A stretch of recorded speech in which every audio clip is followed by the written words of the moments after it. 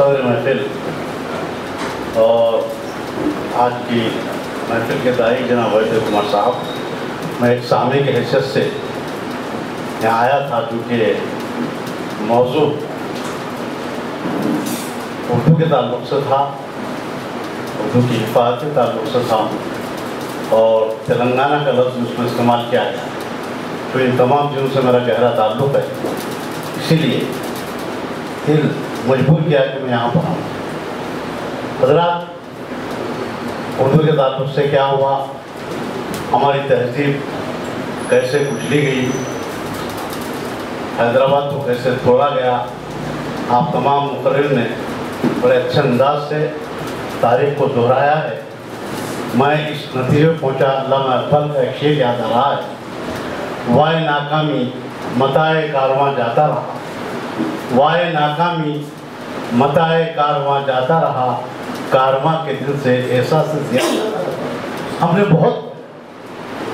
हमने काफ़ी खो चुके हैं, हमारी माल और जायदाद, हमारी हुकूमत, हमारी ज़बान, हमारा कल्चर, हर चीज़ हमने खो दिया है।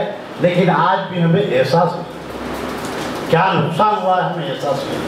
आज इस इजलास में उस एहसास को झिझोड़ा गया है।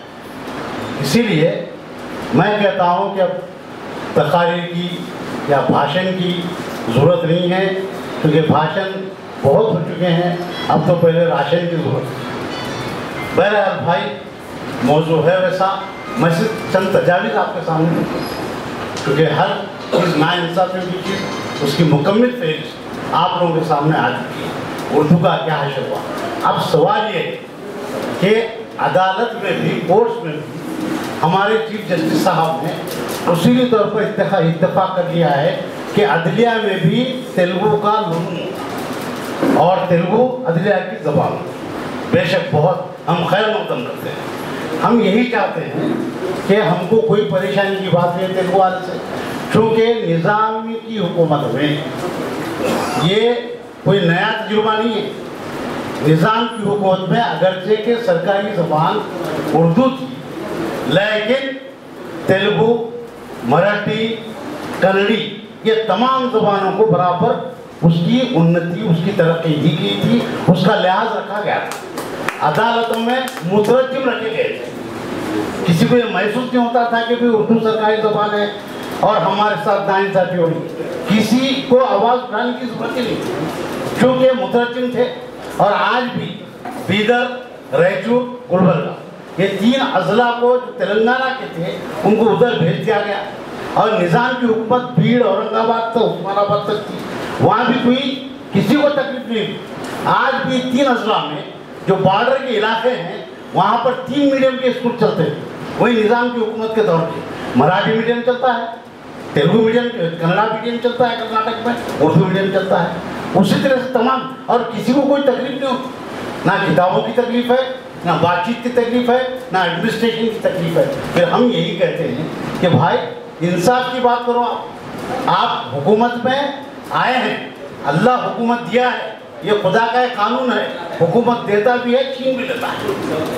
आप वो वक्त से डरिए, वो वक्त को जानिए, ये हुकूमत आपकी मुस्तक़िल रहने वाली नहीं है। कई लोग आते हैं जाते हैं, लेकिन आपके औसाफ, आपके अखलाक, आपकी इंसाफ पसंदी, आपकी मसावत पसंदी, ये चीज़ें रहने वाली। अभी साहब ने, डॉक्टर साहब ने कहा और हमारे दोस्तों ने भी उनकी तारीफ की कि उन्होंने उस डिग्री को ठुकरा दिया। क्या आपके डिग्री को ठुकराने से मसला हल हो गया?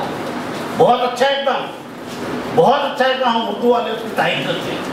लेकिन उन्होंने जिस बात की निशानदेही की कि उस्मानिया यूनिवर्सिटी के लोगों से वो जो उर्दू निकाल दी गई है उसका क्या होगा, उसके बारे में आज हमको डिसीजन लेना है। और न सिर्फ रिप्रेजेंटेशन बल्कि फॉलो अप एक्शन भी होना कि क्या हुआ। हर आज एक टीम ऐसी हो, हर हफ्ता जाके भाई हमने ये दिया था, उसका क्या हुआ। उस तरह से मैंने इंकशाफ किया था वहाँ पर। आपके एक इजलास से कबल हुआ था, तो मैंने कहा था कि 4 मीनार में निज़ामिया तिब्बी कॉलेज है, वो भी उर्दू में। अभी चिरंजीवी साहब ने उसका तस्करा किया, मीडियम ऑफ इंस्ट्रक्शन उर्दू, लेकिन वहाँ पर भी निज़ामिया तिब्बी कॉलेज जो उर्दू में था वो निकाल दिया गया। वो निकाल दिया गया, किसी को खबर नहीं है, कोई सोचने वाले नहीं है।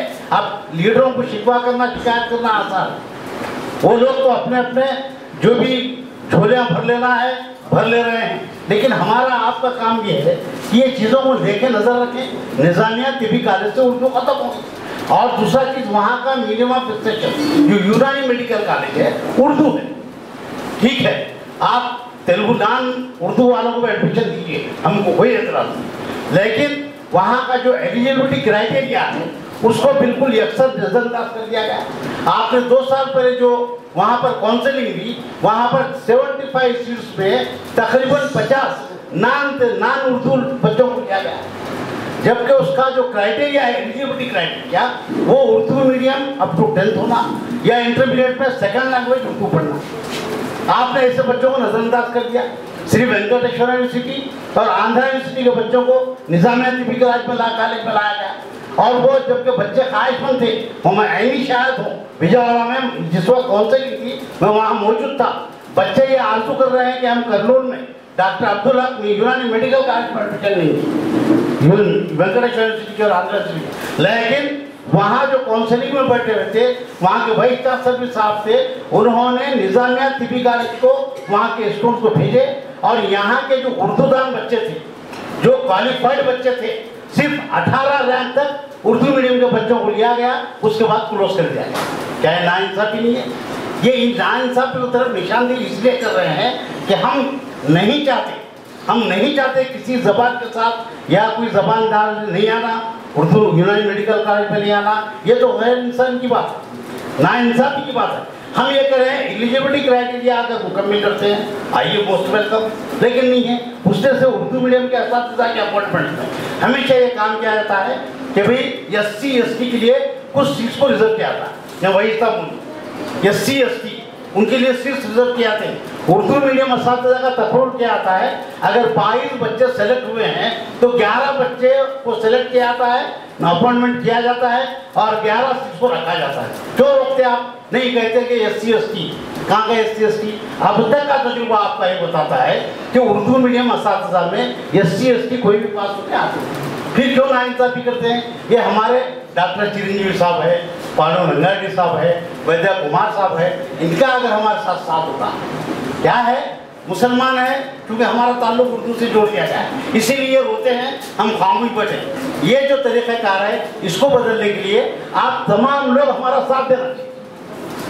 वैद्य कुमार साहब हमारा साथ देना चाहिए, हमारे दूसरे बिरादरान वतन साथ देना चाहिए। जब तक हम जबान से दुश्मनी नहीं छोड़ेंगे, ना मुल्क तरक्की करेगा, ना हम तरक्की करेंगे, ना मईशत दुरुस्त होगी।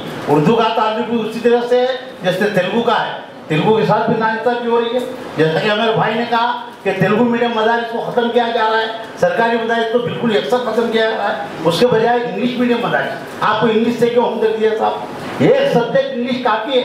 उस्मानिया यूनिवर्सिटी कामयाब जरिए तालीम उर्दू की यूनिवर्सिटी थी, उस ज़माने में आप लोगों ने उर्दू पढ़ी है, उसके साथ एक इंग्लिश सब्जेक्ट था, तेलुगु सब्जेक्ट था, और बच्चे कामयाब होते थे, अपनी सलाहियतों को मनवाते थे। आज भी वो हो सकता है, लेकिन आपकी तंग नजरी, आपका मुतासिवाना रवैया, आपकी उर्दू दुश्मनी, लिंग्विस्टिक दुश्मनी, इन तमाम चीज़ों ने पूरे मुल्क की मईशत को और इस इलाके की तरक्की को रोक दिया।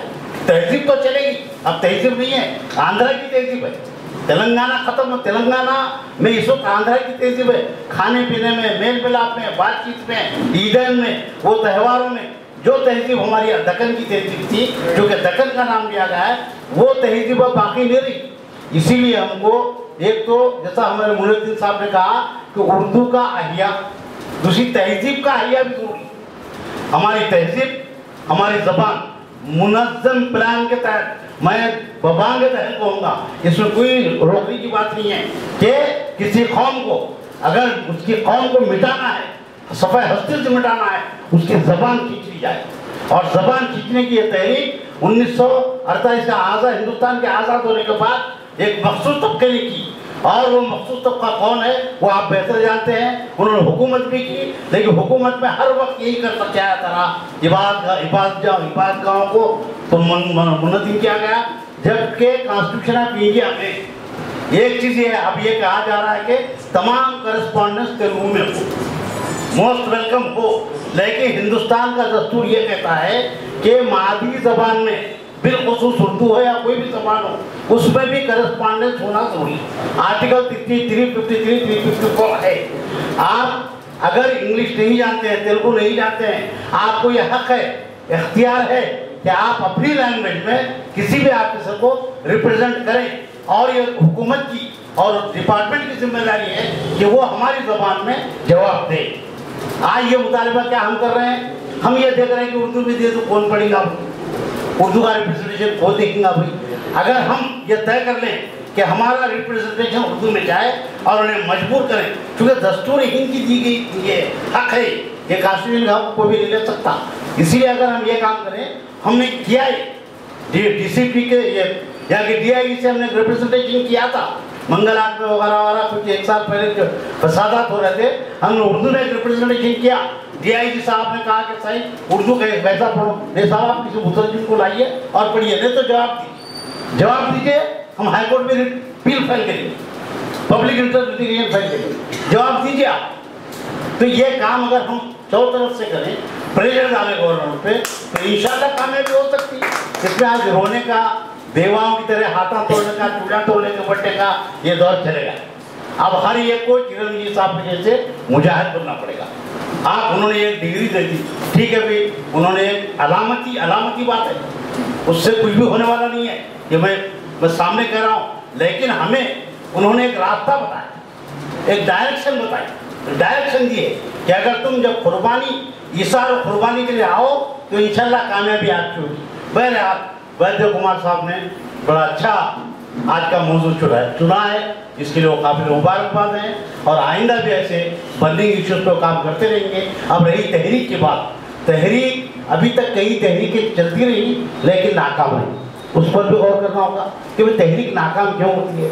तहरीक नाकाम इसलिए होती है कि हमें खुलूस नहीं होता। अगर तहरीक चलाने वालों में इखलास हो तो फिर तहरीक भी कामयाब होगी। और तहरीक मरती नहीं है, दम नहीं तोड़ती है, इसीलिए लोग आते जाते रहेंगे, तहरीक जारी रहेगी।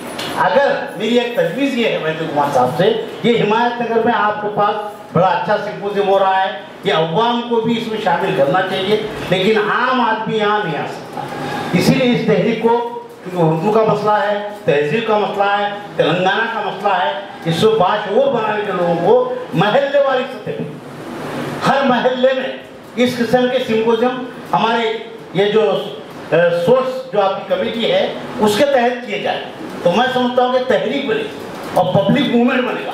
इससे बहुत अच्छे असरात मुरतब होंगे और लोगों में जब शऊर पैदा होगा तो नई लीडरशिप आएगी ग्राउंड लेवल से। अब तक लीडरशिप ऊपर से आ रही है, इसलिए कामयाब नहीं है। अगर हम मैदान में जाते हैं तो लीडरशिप ग्राउंड लेवल से उभरेगी। तो ग्राउंड लेवल की लीडरशिप को लाने के लिए ये ज़रूरी है कि कई तंजीमें जाना चाहिए लेकिन नहीं जा रहे हैं। अगर आपको इसके क्रेडिट मिलता है तो बहुत बड़ा न सिर्फ रियासत के लिए बल्कि मुल्क के लिए भी फ़ायदेमंद होगा। शुक्रिया, आपने इजाज़त दिया।